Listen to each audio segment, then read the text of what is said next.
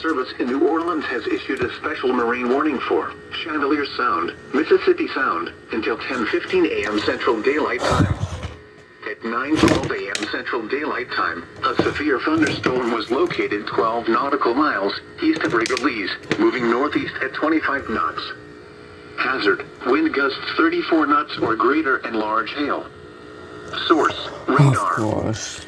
Impact: expect wind gusts in excess of 34 knots and suddenly higher waves.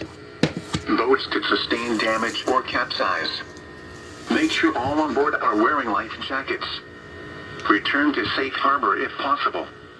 Large hail could result in injury and damage to boats, vessels, and oil rigs.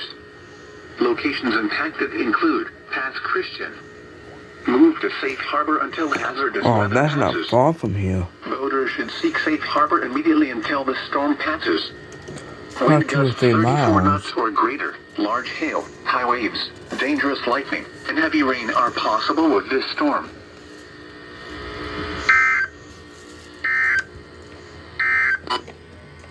These are the 9 a.m. Central Daylight Time observations for the local area on Thursday, April 27th. At Biloxi, cloudy.